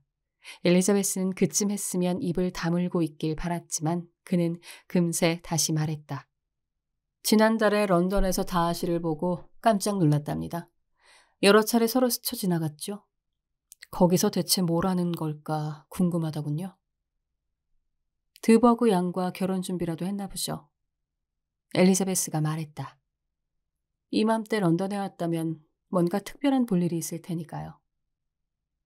그야 그렇죠. 램턴에 갔을 때 그를 만나셨나요? 외삼촌 내외분께 그랬다고 말씀하셨던 것 같은데요. 네, 만났어요. 그분이 여동생을 소개시켜 주었거든요. 그래서 여동생이 마음에 드시던가요? 무척 마음에 들던걸요? 하긴 최근 1, 2년 사이에 몰라보게 좋아졌다는 말을 들었죠. 제가 마지막으로 봤을 때만 해도 좋아질 기미가 별로 없어 보였거든요. 다시 양이 마음에 드셨다니 다행입니다. 그녀가 잘 됐으면 좋겠군요. 아마 잘 될 거예요. 가장 힘겨운 시기를 극복했으니까요. 킴프턴이라는 마을도 가보셨습니까? 기억이 안 나네요. 그 마을 얘기를 하는 건 그곳이 바로 제가 마땅히 맡았어야 할 교구이기 때문이랍니다. 더없이 살기 좋은 곳이죠. 목사관도 근사하고요. 모든 면에서 저와 잘 어울렸을 겁니다. 설교하는 걸 좋아했을까요? 대단히 잘했을 겁니다. 그 일을 제 본분으로 여겼을 테니 노력하는 거야 일도 아니었을 겁니다. 한탄하면 안 되지만 분명 제게 아주 잘 맞았을 겁니다. 속세를 벗어나 그렇게 조용히 살았다면 내내 꿈꿔왔던 행복이 모두 이루어졌을 텐데. 하지만 그렇게 되지 못했어요. 켄트에 계실 때 다시가 어찌 된 상황인지 설명해 주던가요? 그분만큼이나 확실한 소식통에게 들었죠. 그곳 목사 자리는 조건부로 물려준 것이고 현 후계연인의 뜻에 달린 것이었다고요. 들으셨군요. 그래요. 그런 조건이 있었죠. 처음에 제가 그렇게 얘기했는데 기억하시나 모르겠지만요. 이런 이야기도 했었죠. 제부가 한때 설교하는 일이 지금과 달리 입맛에 맞지 않아 실제로 그 자리를 맡지 않겠다는 결심을 밝혀서 그에 따라 타협하여 그 일을 해결했다고요. 그렇게 들으셨군요. 전혀 근거 없는 말은 아닙니다. 우리가 처음 그 이야기를 했을 때 제가 그 점에 대해 말했던 내용을 기억하실 겁니다. 엘리자베스가 위컴을 떼어내려고 빨리 걸은 덕분에 두 사람은 이제 거의 현관 앞까지 왔다. 동생을 위해 그를 화나게 하고 싶지 않았던 그녀는 상냥한 미소를 지으며 이렇게만 말했다. 자, 위컴 씨. 알다시피 우린 이제 처형과 제부 사이잖아요. 그러니 지난 일로 티격태격하지 말자고요. 앞으로는 우리 언제나 한마음이었으면 좋겠어요. 엘리자베스가 손을 내밀자 위컴은 어떤 표정을 지어야 할지 몰라 하면서도 다정하고 정중하게 그 손에 입을 맞췄다. 그러고 나서 두 사람은 집으로 들어갔다. 11장 위컴은 엘리자베스와 대화가 더없이 흡족했는지 두 번 다시 그 문제를 꺼내서 스스로를 괴롭히거나 엘리자베스의 신경을 자극하지 않았다. 엘리자베스도 그 정도의 말에 그가 입을 다물었다는 것을 알고 기뻐했다. 어느새 위컴과 리디아가 떠나는 날이 왔다. 베넷 부인도 이별을 받아들일 수밖에 없었다. 베넷 씨는 온 가족을 데리고 뉴캐슬에 가자는 아내의 계획을 들은 척도 안 했기 때문에 그 이별은 적어도 12달 동안 이어질 듯 싶었다. 아이고, 우리 리디아. 베넷 부인이 울먹이며 말했다. 언제 다시 만나게 될까? 그야 나도 모르죠 뭐. 2, 3년 안에는 못 보겠죠. 우리 딸 편지 자주 하거라. 되도록 자주 할게요. 하지만 결혼한 여자가 편지 쓸 시간이 얼마나 있겠어요? 언니들이 나한테 보내면 되겠네요. 달리 할 일도 없을 테니까요. 위컴의 작별 인사는 아내보다 훨씬 다정했다. 미소를 머금고 멋진 표정을 지으며 듣기 좋은 말을 많이도 했다. 우리 사위는 어찌 저리 한결같이 멋질까? 리디아 부부가 떠나자마자 베넷 씨가 말했다. 싱글싱글 웃으면서 능글능글 구는 게 우리를 모두 홀려버린다니까. 윌리엄 루커스 경보다 내가 더 대단한 사위를 봤다니까. 딸을 보내고 난 뒤 베넷 부인은 며칠 동안 기운이 빠져 있었다. 가족과 헤어지는 일만큼 나쁜 일도 없다는 생각이 자주 드는구나. 그녀가 말했다. 가족이 없으면 무척 쓸쓸할 것 같단다. 어머니도 이제 딸을 시집 보내는 게 어떤 건지 아시겠네요. 엘리자베스가 말했다. 아직 결혼하지 않은 딸이 넷이나 있으니 얼마나 다행이에요. 그런 게 아니란다. 리디아는 결혼해서 날 떠난 게 아니야. 어쩌다 남편의 부대가 그렇게 먼 곳에 있다 보니 그리 된 거지. 부대가 좀 더 가까운 곳에 있었다면 이렇게 빨리 떠나지 않았을 거다. 하지만 리디아와의 이별로 축 처져 있던 기분은 머지않아 회복되었다. 마을에 새로운 소식이 퍼지기 시작하면서 베넷 부인의 마음은 희망으로 다시 요동쳤다. 네더필드의 한 여장에게 주인이 내려올 테니 준비하라는 지시가 떨어졌다는 소문이었다. 빅리는 하루 이틀 후에 내려와 몇 주 동안 사냥을 할 예정이라고 했다. 베넷 부인은 이 소식을 듣고 안절부절 못했다. 그녀는 제인을 쳐다보며 싱긋거리다가 고개를 가로저었다. 그래, 그러니까 빅리 씨가 내려온다 이거지, 동생? 이 소식을 처음 전해준 이는 필립스 부인이었다. 아주 잘 된 일이네. 나야 관심 없지만 말이지. 알다시피 그 사람은 우리와 상관없는 사람이야. 그리고 분명히 말하는데 난 그 사람 다시는 보고 싶지 않단다. 하지만 뭐 자기가 좋아서 네더필드에 오겠다면 대환영이지. 그리고 무슨 일이 생길지 누가 알겠어? 그렇지만 우리랑 상관없는데 뭘. 너도 알다시피 우리는 오래전에 앞으로 그 얘긴 절대로 하지 않기로 했잖니. 그런데 그가 정말로 오긴 온다든? 확실하다니까. 필립스 부인이 대답했다.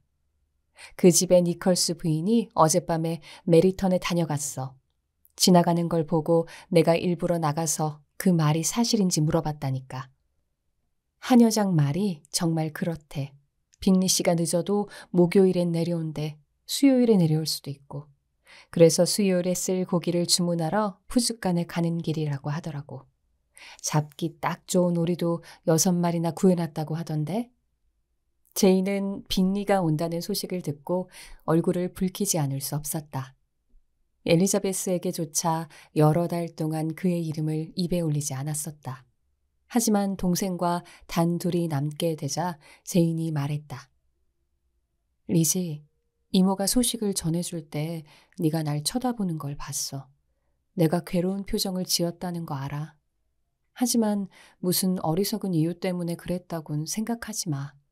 난 그냥 내가 주목의 대상이 되겠구나 싶어서 순간적으로 당황한 것뿐이야. 분명히 말하지만 그 소식을 듣고 기쁘지도 괴롭지도 않을 만큼 난 아무렇지도 않아. 다만 한 가지 다행인 건 그분 혼자서 온다는 거야. 그럼 우리가 그분을 볼 일이 많이 없을 테니까. 나 자신은 아무 걱정 없는데 다른 사람들이 쑥덕거릴까 봐 두려워. 엘리자베스는 그 말을 어떻게 받아들여야 할지 몰랐다. 더비셔에서 그를 만나지 않았더라면 알려진 목적 때문에 오는 거라고 여겼을 수도 있다. 하지만 그녀가 생각하기에 빅리는 여전히 제인을 좋아하고 있는 것 같았다. 그런데 그가 친구의 허락을 받고 그곳에 내려오는 것인지 아니면 대담하게 허락도 없이 오는 것인지 판단이 서지 않았다. 이 가엾은 남자가 합법적으로 새든 집에 오겠다는데 온갖 억측을 하다니 심하군. 엘리자베스는 가끔 이렇게 생각했다. 나라도 그분 마음대로 하게 내버려 둘래. 제인은 아무렇지 않다고 큰소리쳤고 실제로 자신의 감정이 그렇다고 믿고 있었지만 엘리자베스는 빅리의 도착일이 다가올수록 그 일이 언니의 기분에 영향을 미치고 있음을 쉽게 알아챌 수 있었다. 제인의 기분은 평소보다 더 불안하고 들떠 있었다. 1년 전에 부모님이 열띠게 논의했던 화제가 다시 불거졌다. 여보, 빅리 씨가 내려오면 당연히 곧바로 인사를 가실 거죠? 베넷 부인이 말했다. 아니요, 안 갈 거요. 작년에 당신이 하도 졸라서 갔다 왔잖소. 내가 그 사람을 만나러 가면 내 딸 중 한 명과 결혼하게 될 거라고 장담하더니 결국 아무 일도 없었잖소. 그러니 다시는 헛고생하지 않을 거요. 베넷 부인은 빅리가 네더필드에 돌아오면 온 동네 신사들이 그 정도 예의는 꼭 차려야 한다고 주장했다. 난 그런 예의를 경멸하오. 베넷 씨가 말했다. 우리하고 어울리고 싶으면 그 사람들어 찾아다니라고 하구려. 우리가 어디 사는지 잘 알 테니. 이웃들이 떠났다가 돌아올 때마다 일일이 쫓아다니느라 시간을 허비하는 짓은 안 할 거요. 글쎄요. 내가 알기로는 당신이 그 사람을 찾아가지 않으면 엄청난 무례를 범하는 게 될 거라고요. 하지만 정 그렇다면 그 사람들어 여기로 와서 같이 식사하자고 청해야겠네요.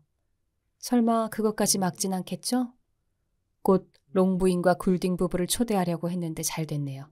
우리 식구까지 합치면 13명이 될 테니 식탁에 그 사람 앉을 자리가 딱 하나 남네요. 베넷 부인은 이렇게 결심하며 마음을 달래자 남편의 무례한 태도를 한층 잘 참아낼 수 있었다. 그래도 남편 때문에 이웃들이 전부 자기 가족보다 먼저 빅리를 만날 생각을 하니 무척 원통했다. 빅리가 도착하기로 한 날이 점점 다가왔다. 그 사람이 온다니까 마음이 편치 않네. 제인이 엘리자베스에게 말했다.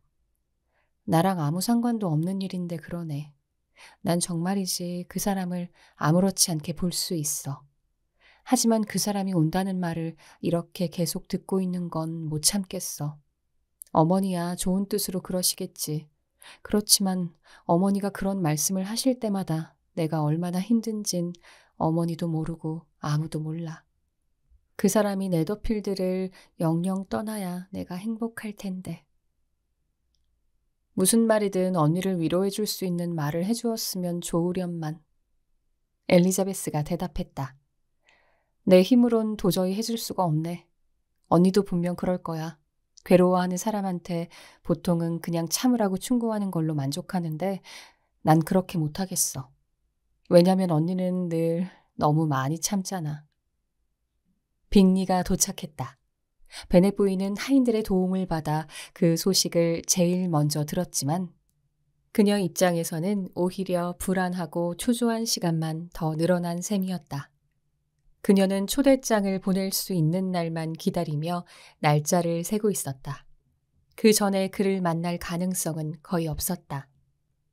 하지만 그가 하트퍼드셔에 온 뒤 사흘째 되던 날 아침에 베넷 부인은 곁방 창문을 통해 빅리가 마국간 옆 박목장으로 들어서서 집 쪽으로 말을 몰고 오는 모습을 목격했다. 베넷 부인은 함께 기뻐하기 위해 얼른 딸들을 불렀다. 제인은 자리에서 꼼짝도 하지 않았지만 엘리자베스는 어머니의 기분을 맞춰주기 위해 창가로 가서 밖을 내다봤다. 그리고 다하시가 빅리와 함께 오고 있는 광경을 보고 다시 돌아가 언니 옆에 앉았다. 엄마, 빅리 씨 옆에 신사분이 또 있어요. 키티가 말했다. 대체 누구지? 아는 사람인가 보지 뭐. 근데 나도 잘 모르겠구나. 어머나, 키티가 대꾸했다. 전에 빅리 씨와 같이 다니던 바로 그 남자 같아요.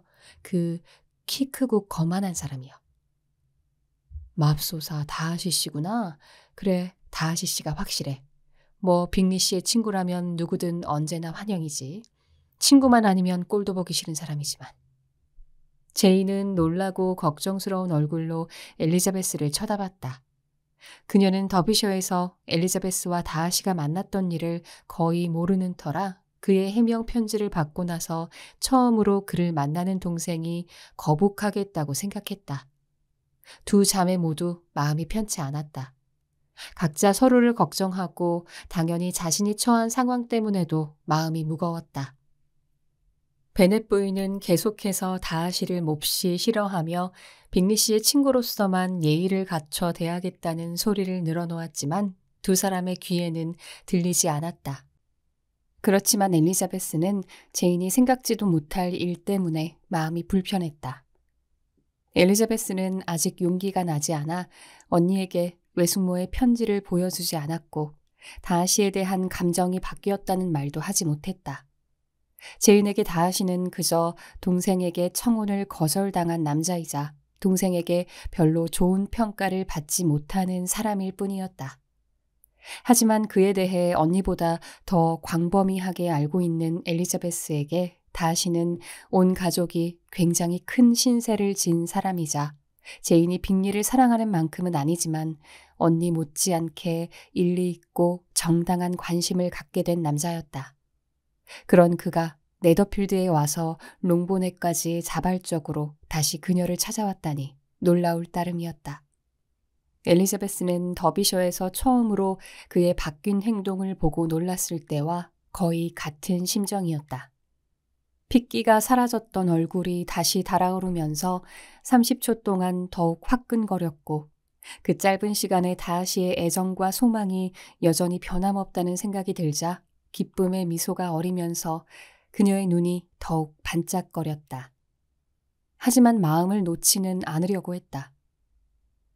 먼저 어떻게 나오는지부터 보자. 그녀가 혼잣말로 말했다. 그런 다음 기대해도 늦지 않겠지. 엘리자베스는 애써 침착함을 유지하며 앉아 고개도 들지 않고 바느질에 몰두했는데 하인이 문으로 다가가자 초조하고 궁금하기도 해서 언니의 얼굴을 쳐다보았다. 제이는 평소보다 조금 더 창백해 보였지만 엘리자베스의 예상보다 아주 차분한 모습이었다. 두 신사가 들어서자 언니의 뺨이 붉게 물들었다. 그렇지만 제이는 상당히 여유로운 태도로 원망하거나 불필요하게 비위를 맞추려는 기색 없이 예의 바르게 그들을 맞이했다.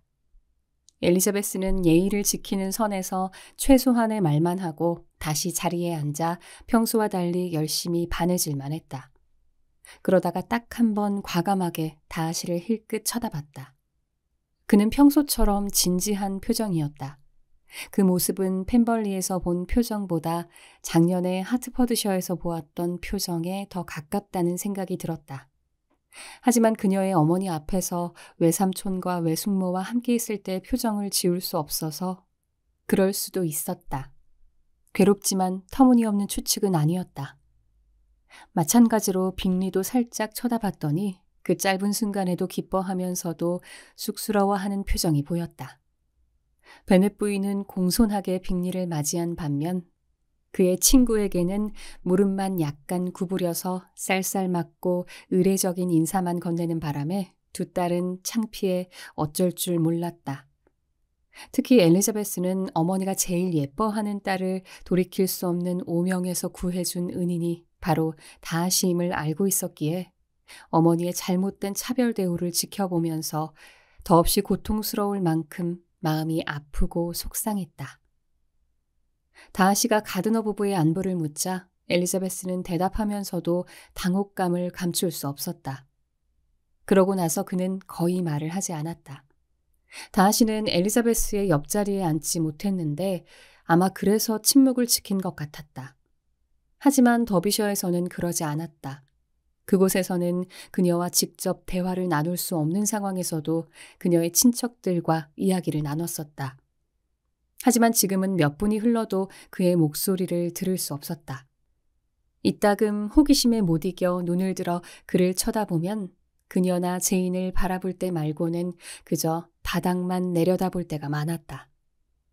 확실히 지난번에 만났을 때보다 더 신중해지고 사람들과 어울리려는 마음은 적어 보였다. 엘리자베스는 실망했고 그렇게 실망한 자신에게 화가 났다. 달리 기대했더라면 좋았을 텐데. 그녀가 속으로 말했다. 하지만 왜 온 걸까? 엘리자베스는 다하시 말고는 누구와도 대화를 나누고 싶지 않았다. 그렇지만 그에게 말을 붙일 용기가 나지 않았다. 여동생의 안부를 물었을 뿐 더 이상 아무 말도 할 수 없었다. 빅리 씨, 오랜만이에요. 베넷 부인이 말했다. 그는 선선히 그렇다고 말했다. 영영 안 오실까봐 걱정되더군요. 사람들 말이 미카엘 축일에 여길 아주 뜨려고 했다던데요. 하지만 사실이 아니길 바란답니다. 떠나신 후에 동네에 참 많은 변화가 있었답니다. 루커스 양이 결혼해서 가정을 이루었고요. 제 딸 하나도 그랬답니다. 빅리 씨도 들으셨을 거라고 생각하는데 사실 신문에서 봤을 거예요. 타임스와 쿠리어에 실렸으니까요. 뭐 제대로 다 나오진 않았지만요. 그냥 최근 조지 위컴 씨와 리디아 베넷 양 결혼이라고만 나왔답니다. 신부의 아버지 이름이나 신부가 사는 곳 등은 한 줄도 없고요. 제 동생 가드너가 작성한 건데 이를 어찌 그리 이상하고 서툴게 처리했는지 모르겠다니까요. 그 기사 보셨죠? 빅리는 그렇다고 대답하고 축하 인사까지 건넸다. 엘리자베스는 도저히 눈을 들 수 없었다. 따라서 다시 표정이 어떤지 알 수 없었다. 딸을 번듯하게 결혼시키는 건 정말로 기쁜 일이랍니다. 베넷 부인이 이어 말했다. 하지만 빅리 씨, 딸이 결혼해서 제 곁을 떠나니 무척 힘들더군요. 걔들은 뉴캐슬로 갔답니다. 북쪽으로 한참을 가야 나오는 모양인데 걔네는 거기서 살 거랍니다. 얼마나 살 건진 저도 모르겠고요. 사위가 근무할 부대가 거기에 있거든요. 제 사위가 땡땡 부대를 그만두고 정규군에 들어갔단 이야기를 들으셨을 거예요. 정말 다행이죠. 친구들이 몇 명 있어서 도와주었답니다. 물론 제 사위 정도면 친구가 많아야 마땅하지만요. 엘리자베스는 어머니가 다하시를 겨냥해 한 말임을 알고 어찌나 비참할 정도로 창피하던지 자리를 지키고 있기 힘들었다. 하지만 그 상황을 모면하기 위해서라도 무슨 말이라도 할 수밖에 없었다. 그래서 빅리에게 이번엔 네더필드에서 얼마나 머물 예정인지 물어보았다. 그는 몇 주 정도 머물 것 같다고 대답했다. 빅리 씨 구역에서 새들을 다 잡고 나면 여기 베넷시의 사유지에 있는 새들도 마음껏 사냥하세요. 분명 저희 남편도 몹시 기쁜 마음으로 그렇게 해주실 겁니다. 빅리 씨를 위해 제일 좋은 자고새 떼도 남겨두실 테고요. 어머니의 그토록 불필요하고 주제넘은 배려에 엘리자베스는 더욱 비참해졌다. 1년 전 그들 모두 허황된 희망에 부풀었던 것과 똑같이 앞으로 잘 될 것 같은 희망이 다시 생겨난다 해도 모든 게 전과 똑같이 속상한 결말로 치닫게 되리라 확신했다. 그 순간 엘리자베스는 앞으로 수년 동안 행복을 누린다 해도 자신이나 언니가 당한 그와 같이 괴롭고 당혹스러운 순간들을 보상해주지 못할 것 같다는 생각이 들었다. 내 진심 어린 첫 번째 소망은 더 이상 저 두 남자 누구와도 함께 자리하지 않는 거야. 엘리자베스는 혼잣말을 했다. 같이 어울려봐야 지금과 같은 비참한 심정을 보상해줄 만큼 즐겁지 않을 테니까 어느 쪽도 다시는 보지 않기를. 그러나 언니의 아름다움이 옛 애인의 사랑을 열렬히 되살린 모습을 목격하자 수년 동안 행복을 누려도 보상받지 못할 것 같은 비참한 마음이 이내 크게 누그러졌다. 빅리 씨가 처음 들어왔을 때는 언니에게 별로 말을 붙이지 않았지만 5분이 지날 때마다 언니에 대한 그의 관심이 점점 커지는 것 같았다. 빅리는 제인이 작년만큼 친근하게 말을 붙이진 않지만 그때와 똑같이 아름답고 상냥하며 꾸밈없음을 알아차렸다. 제인은 자신이 전혀 달라지지 않게 보이길 간절히 바랐으며 실제로 자신이 평소처럼 말을 많이 하고 있다고 확신했다.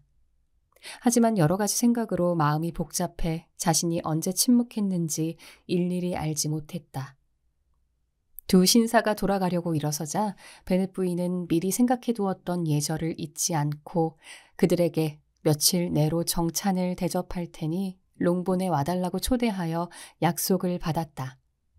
빅리 씨, 제게 빚이 있으시니 한번 방문해 주셔야 해요.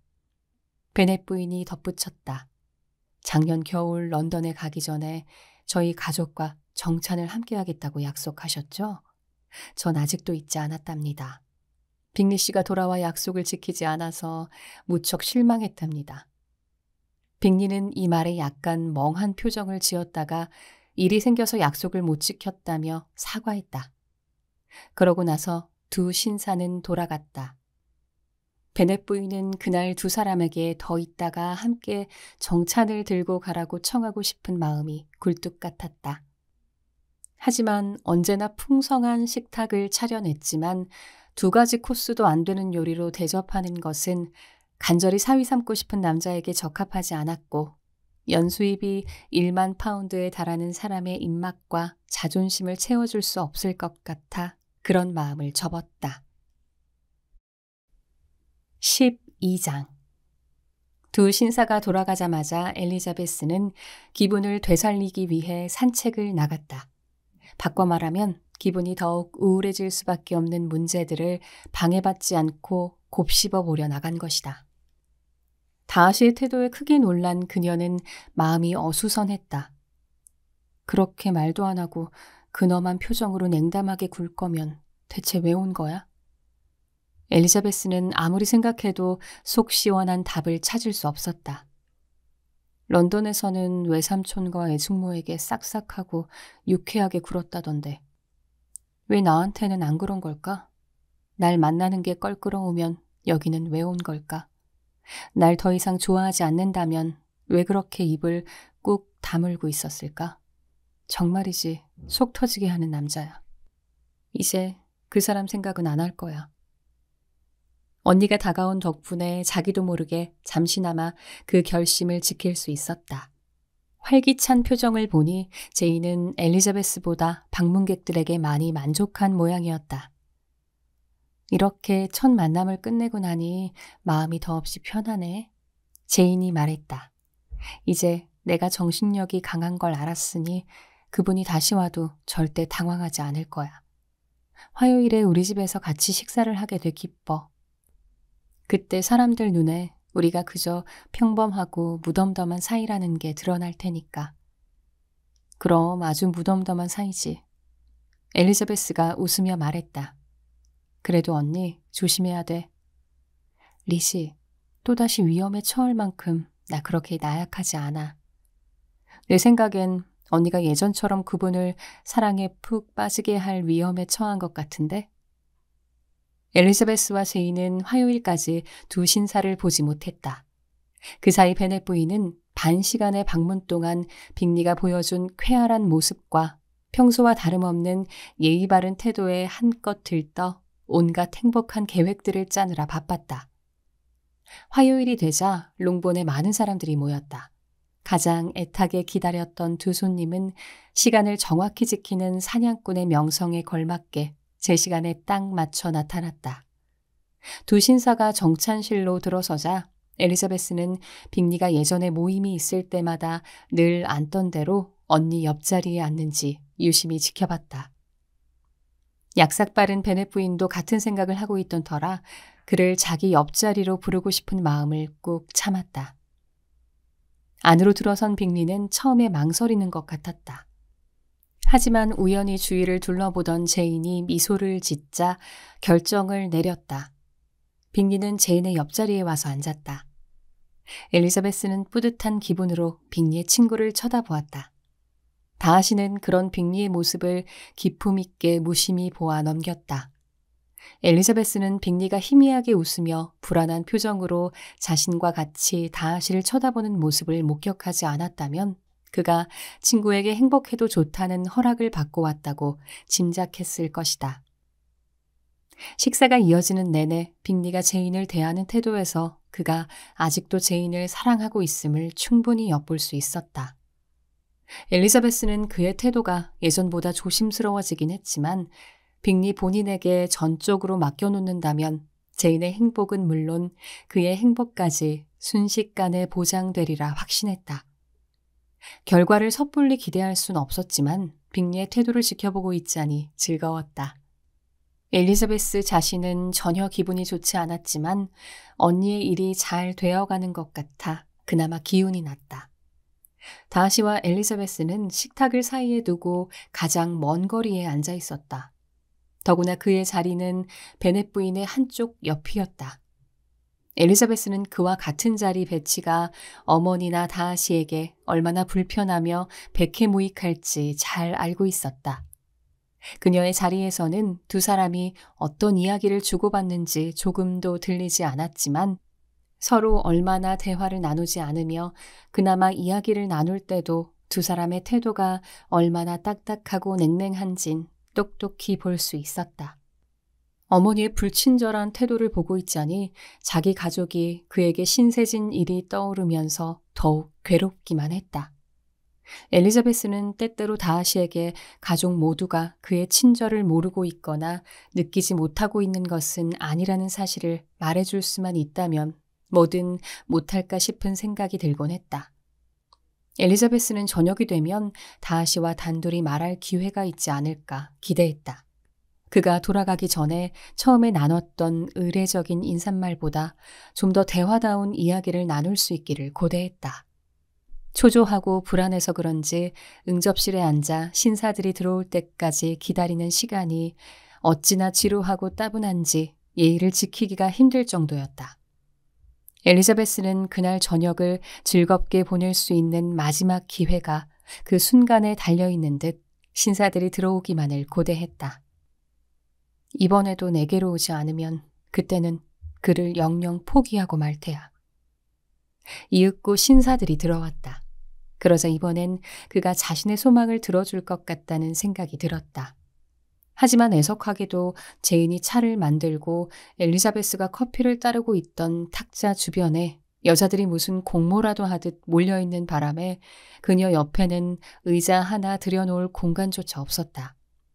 심지어 신사들이 다가오자 한 아가씨는 그녀에게 더 바싹 다가와서 이렇게 속삭이기까지 했다. 남자들이 와서 우릴 떼어놓지 못하게 하려고 이러는 거야. 우린 저 남자들 필요 없잖아. 안 그래? 다하시는 다른 쪽으로 가버렸다.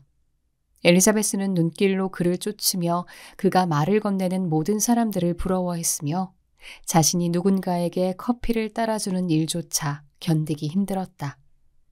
그러고 나자 이제는 그렇게 바보같이 구는 자신에게 화가 치밀었다. 나한테 한번 거절당한 남자라고. 그런 사람의 사랑이 되살아나기를 기대하다니 얼마나 어리석은 노릇이니. 같은 여자에게 2번씩이나 청혼하는 우유부단한 남자가 어디 있겠어? 남자의 감정을 이보다 더 상하게 하는 치욕도 없겠지. 하지만 다하시가 직접 자기 커피잔을 가져오자 기분이 조금 나아졌다. 엘리자베스는 그 틈을 놓치지 않고 이렇게 말했다. 동생분은 아직 펜벌리에 계시나요? 네, 크리스마스 때까지 거기 있을 겁니다. 그럼 혼자 있는 건가요? 친구들은 모두 떠났고요. 앤슬리 부인이 함께 있답니다. 다른 사람들은 3주 전에 모두 스카보로에 갔고요. 엘리자베스는 더 이상 할 말이 생각나지 않았다. 하지만 다하시가 그녀와 대화를 나누고 싶어 했다면 대화가 술술 이루어졌을 것이다. 그러나 그는 엘리자베스 곁에서 잠시 아무 말 없이 서 있기만 하다가 좀 전에 그 젊은 여자가 그녀에게 다시 소곤거리자 자리를 뜨고 말았다. 찻 그릇들을 모두 치우고 카드놀이용 탁자가 준비되자 여자들은 모두 자리에 일어났다. 엘리자베스는 이제 곧 그와 자리를 같이 할 수 있겠구나 기대했지만 그런 기대는 모두 무너지고 말았다. 어머니가 휘스트 놀이의 인원을 채우기 위해 그를 채가는 바람에 얼마 후 다하시는 다른 사람들과 함께 그쪽 탁자에 앉게 되었기 때문이다. 이제 즐거운 시간을 보내겠다는 기대는 전부 물 건너간 셈이었다. 두 사람은 저녁 내내 다른 탁자에 붙잡혀 있었기에 아무런 희망이 없었다. 다만 다하시의 눈길이 그녀가 앉아있는 탁자 쪽을 향할 때가 많아 그도 그녀만큼 카드놀이를 제대로 즐기지 못했다는 점은 그나마 희망적이었다. 베넷 부인은 네더필드의 두 신사를 저녁 식사 때까지 붙잡아두려고 했지만 불행히도 그들의 마차가 다른 손님들의 마차를 제치고 제일 먼저 온 탓에 그들을 붙잡아둘 기회를 놓쳐버렸다. 그래 얘들아. 손님들이 떠나고 식구들만 남게 되자 베넷 부인이 말했다. 오늘 어땠니? 내 생각엔 정녕 모든 게 굉장히 순조로웠던 것 같다만. 여태껏 오늘처럼 잘 차려진 정차는 못 봤다. 사슴고기도 알맞게 구워졌고 말이지. 다들 그렇게 살이 많은 뒷다리와 허리살은 처음 봤다더라. 수프는 지난주 루커슨에서 먹은 것보다는 50배는 더 맛있더구나. 다하시 씨조차도 자곳의 요리가 아주 맛있다고 인정했잖니? 그 댁에는 프랑스인 요리사가 적어도 2-3은 될 텐데 말이지. 그리고 우리 제인, 오늘처럼 그렇게 예쁜 모습은 본 적이 없단다. 내가 그렇지 않느냐고 물어보니까 롱 부인도 똑같이 말하더구나. 게다가 롱 부인이 뭐라고 말하는 줄 아니? 베넷 부인, 드디어 따님이 네더필드에 들어가게 생겼네요. 정말 그렇게 말했다니까? 세상에, 롱부인만큼 좋은 사람도 없을 거다. 부인의 조카들도 행동거지가 얼마나 얌전한지 모른다. 물론 얼굴은 예쁘지 않지만 난 걔들이 그렇게 좋더라. 한마디로 베넷 부인은 기분이 붕 떠 있었다. 빅리가 제인을 대하는 태도를 보고 마침내 그가 넘어왔다고 확신했다. 행복한 기분에 젖어 터무니없을 정도로 자기 가족에게 유리한 쪽으로 기대한 탓에 다음 날 그가 청혼하러 오지 않아 몹시 실망했다. 정말 기분 좋은 날이었어. 제인이 엘리자베스에게 말했다. 손님들을 아주 잘 골라서 초대한 덕분에 다들 잘 어울리는 것 같았어. 앞으로도 종종 만나면 좋겠어. 엘리자베스가 미소를 지었다. 리지, 그렇게 웃지 좀 마. 날 의심하면 안 돼. 몹시 당황스럽단 말이야. 분명히 말하는데 언니가 이제야 유쾌하고 분별 있는 젊은이인 그분과 즐겁게 대화를 나누는 법을 배운 거야. 더 바라는 거 없이 말이야. 이제 내 애정을 이끌어내려는 의도 같은 건 전혀 없는 그분의 태도가 마음에 쏙 들어. 그분은 그저 다른 사람들보다 조금 더 다정하게 말하고 누구에게나 잘해주고 싶은 욕망이 좀 더 강할 뿐이야. 언니는 참으로 잔인한 사람이야. 엘리자베스가 말했다. 나더러 웃지 말라더니 시도 때도 없이 웃음이 터져나오게 하잖아. 믿어주는 게 이렇게 힘들 때도 있구나. 아예 불가능할 때도 있는걸. 내가 그 이상의 감정이 아니라는데 왜 그렇게 날 설득하지 못해 안달이니? 그 질문에는 나도 어떻게 대답해야 할지 모르겠어. 우린 모두 가르치려 들기 좋아하잖아. 알 가치도 없는 것들만 가르칠 수 있는 주제에 말이지.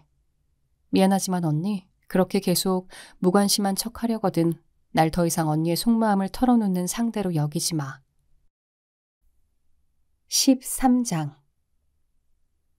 며칠 후 빅리가 다시 롱본을 찾았는데 이번에는 혼자였다.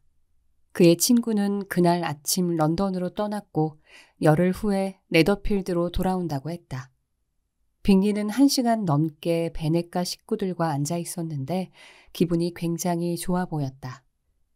베넷 부인이 함께 식사하자고 청했지만 그는 여러 차례 곤란하다는 뜻을 밝히다가 다른 곳에 선약이 있다고 털어놓았다. 다음에 오셨을 때는 우리에게도 더 좋은 기회가 있으면 좋겠네요. 그는 언제든 같이 하게 되면 대단히 기쁘겠다는 등의 인사치레를 늘어놓은 뒤 허락만 해준다면 빠른 시일 내에 방문하겠다고 말했다. 내일 오실 수 있나요? 빅리는 내일 아무런 약속이 없으니 오겠다고 대답해 베넷 부인의 초대를 시원스럽게 받아주었다. 그는 다음 날 어찌나 시간을 딱 맞춰왔는지 베넷가 여자들은 아무도 옷을 제대로 갖춰 입지 못한 상태였다. 베넷 부인은 화장용 가운 차림에 머리도 손질하다 말고 딸들 방으로 달려가 소리쳤다. 제인, 서둘러 마치고 빨리 내려가거라. 그분이 왔단다. 빅리 씨가 왔어. 정말 그분이 왔다고. 서둘러라. 어서 서둘러. 사라, 당장 여기 제인 아가씨한테 와서 가운 입는 것 좀 도와줘. 리지 아가씨 머린 신경 쓰지 말고. 되도록 빨리 내려갈게요. 제인이 말했다. 하지만 키티가 우리 둘보다 빠를 거예요. 반시간 전에 위층으로 올라갔으니까요. 아유, 키티 이 망할 것 같으니라고. 지가 무슨 상관이람. 어서 빨리 해, 빨리. 예, 네 허리띠는 어디 있니? 하지만 어머니가 나가고 나자 제인은 동생이 같이 가지 않으면 내려가지 않으려고 했다. 베넷 부인이 두 사람만 있게 하려고 안달하는 모습이 저녁이 되자 다시 눈에 보였다. 차를 마시고 나자 베넷이는 습관대로 서재에 들어갔고 메리는 피아노를 치러 위층으로 올라갔다. 이렇게 5명의 방해꾼 중 2명이 사라지자 베넷 부인은 엘리자베스와 캐서린을 쳐다보며 꽤 오랫동안 눈을 깜빡거렸지만 두 사람 모두 아무런 반응을 보이지 않았다. 엘리자베스는 아예 어머니를 쳐다보려고도 하지 않았고 결국 어머니와 눈이 마주친 키티는 몹시 순진하게도 이렇게 말했다. 엄마, 왜 그러세요? 왜 계속 저한테 눈을 깜빡이세요? 저보고 뭐 어쩌라고요? 아무것도 아니란다 얘야. 아무것도 아니야. 너한테 눈 깜빡이지 않았단다. 그러고 나서 5분 정도 가만히 앉아있던 베넷 부인은 귀중한 기회를 낭비할 수 없었는지 벌떡 일어나더니 키티에게 얘야, 할 얘기가 있으니 이리 좀 와보렴. 이라고 말한 뒤 밖으로 데리고 나갔다. 제인은 곧바로 엘리자베스에게 속이 뻔히 보이는 어머니의 행동 때문에 괴로우니 너만이라도 넘어가지 말아달라고 간청하는 눈빛을 보냈다. 몇 분 뒤 베넷 부인이 문을 반쯤 열고 둘째 딸을 불렀다. 예, 리지, 얘기 좀 하자. 엘리자베스는 나가지 않을 수 없었다. 둘만 있게 해주는 게 좋지 않겠니? 복도로 나가자 어머니가 말했다. 키티하고 나는 위층 곁방에 가 있으마. 엘리자베스는 어머니를 설득하려고 하진 않았으나 어머니와 키티가 위층으로 올라갈 때까지 복도에 조용히 남아있다가 두 사람의 모습이 보이지 않자 다시 응접실로 들어갔다. 이날 베넷 부인의 계획은 효과를 거두지 못했다. 빅리는 매력적인 귀한 손님이었지만 아직 딸의 공식 애인은 아니었다. 그의 스스럼 없고 유쾌한 태도 덕분에 가족 모두 더없이 즐거운 저녁 시간을 보냈다. 빅리는 베넷 부인이 분별 없이 말 참견하는 것을 참아냈으며 그녀의 온갖 어리석은 말들을 참을성 있게 싫은 기색 없이 들어주었는데 제인은 그 점이 특히 더 고마웠다. 빅리에게 저녁 식사 때까지 있다 가라고 청할 필요도 없었다. 그는 떠나기 전에 다음날 베넷 씨와 같이 사냥하러 다시 오겠다고 약속했다. 사실 이 약속은 빅리와 베넷 부인이 주도하여 정한 것이었다. 그날 이후 제인은 자신의 무관심에 대해 더 이상 말하지 않았다. 자매는 빅리와 관련된 이야기는 한마디도 나누지 않았다. 하지만 엘리자베스는 다하시가 예정보다 일찍 돌아오지만 않는다면 모든 일이 빠르게 마무리되겠다고 믿고 행복한 마음으로 잠자리에 들었다. 그러나 내심 이 모든 일이 다하시의 동의를 받고 이루어지고 있는 게 틀림없다는 확신이 들었다. 빅리는 약속 시간에 정확히 맞춰왔다. 그리고 약속한 대로 오전 시간을 베넷 씨와 보냈다. 베넷 씨는 상대가 기대했던 것보다 훨씬 상냥하게 대해주었다. 빅리에게는 베넷 씨의 비웃음을 사거나 역겨워서 입을 닫게 할 만한 건방진 구석이나 어리석은 면이 전혀 없었다. 그래서 베넷 씨는 빅리가 여태 봐왔던 모습과 달리 말도 많이 했고 덜 괴팍하게 굴었다. 빅리는 당연히 베넷 씨와 함께 정찬 시간에 맞춰 돌아왔다.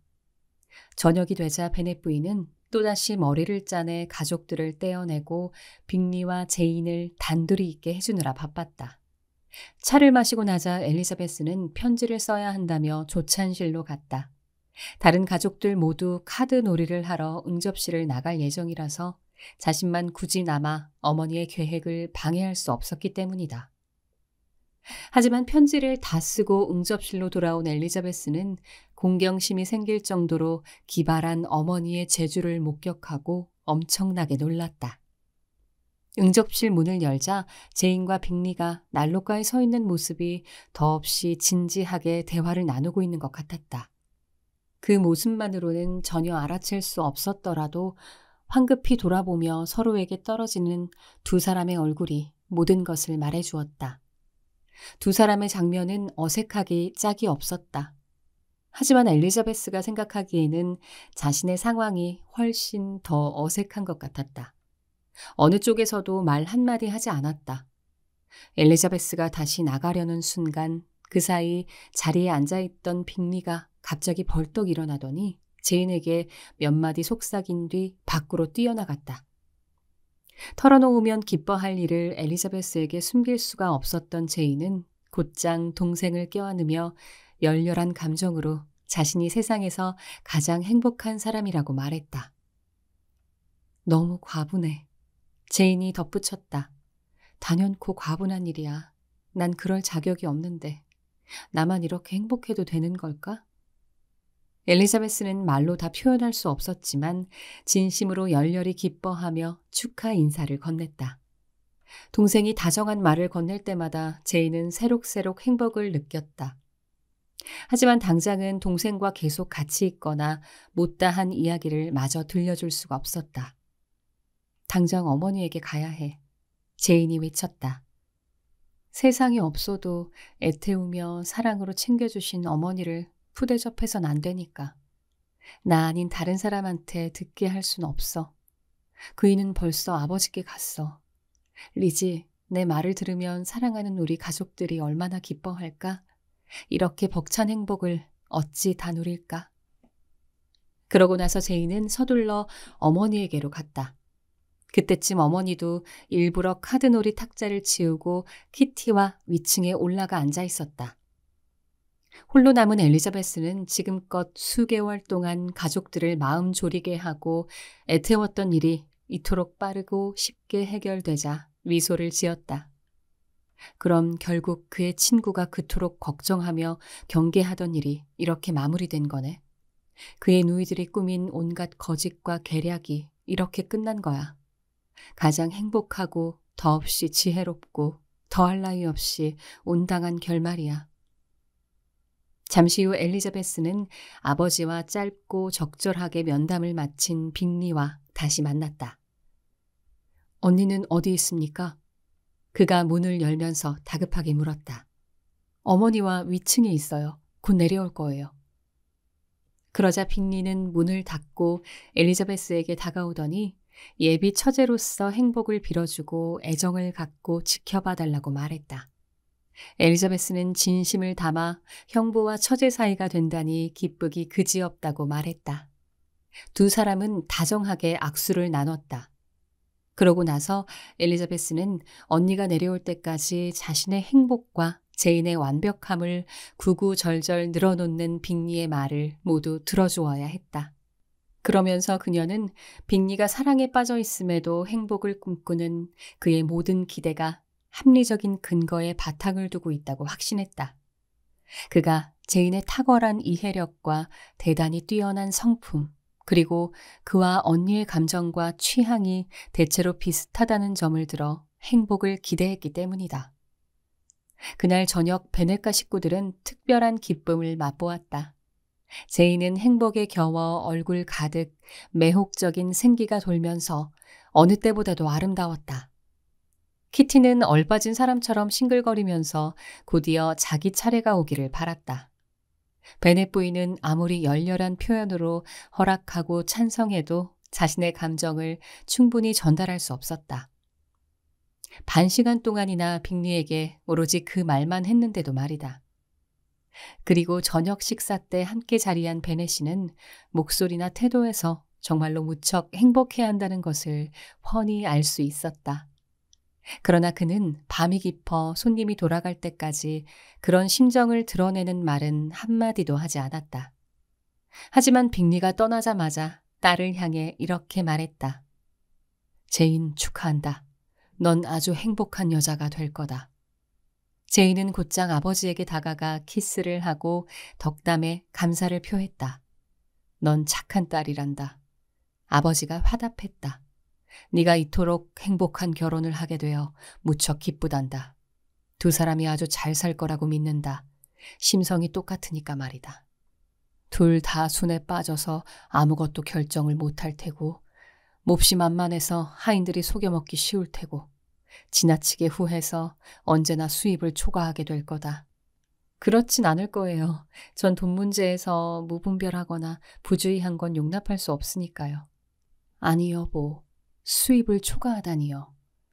베넷 부인이 소리쳤다. 무슨 말씀을 하시는 거예요? 그 사람 연수입이 4~5천 파운드나 그보다 더 많을 수도 있는데요. 그러면서 그녀는 제인에게 말했다. 우리 딸 제인, 엄마는 얼마나 행복한지 모른단다. 보나마나 밤새 한숨도 못 잘 것 같다. 이렇게 될 줄 알았다.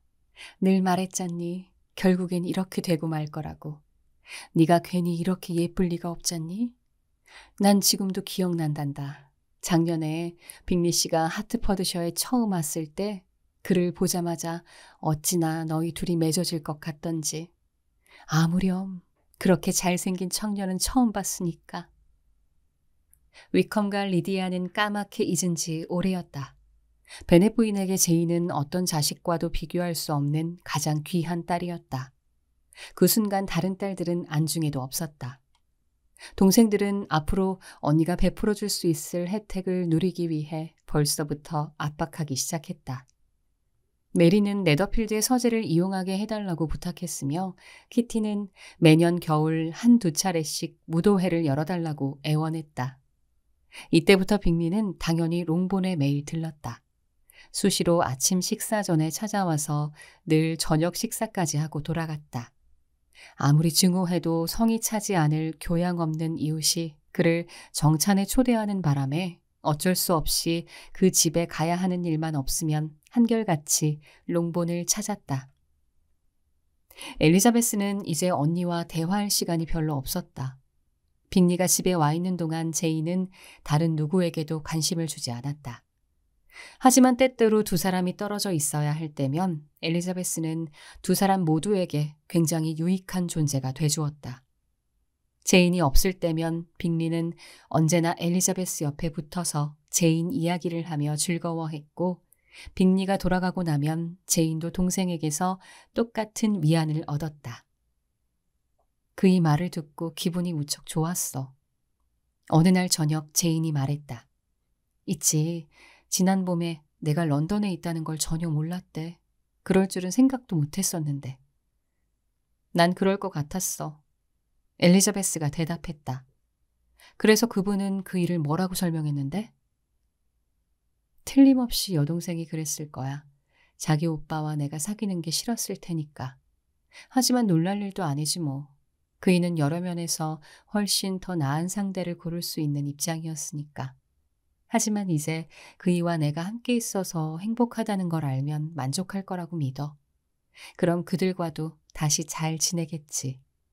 물론 예전처럼은 못 지내겠지만 말이야. 여태 언니한테 들은 말 중에서 가장 속 좁은 말인걸? 엘리자베스가 말했다. 어쩜 이리 착할까? 언니가 또다시 빅리 양의 거짓 호감에 속아 넘어가는 걸 본다면 정말 속상할 거야. 리시, 믿을 수 있겠니? 글쎄, 그이가 작년 11월에 런던으로 갔을 때 날 정말로 사랑하는데도 내가 자기에게 관심이 없다는 말만 믿고 레더필드로 내려오지 않은 거래. 확실히 그분이 좀 잘못 생각하긴 했네. 하지만 뭐 그분이 그만큼 겸손하다는 거겠지?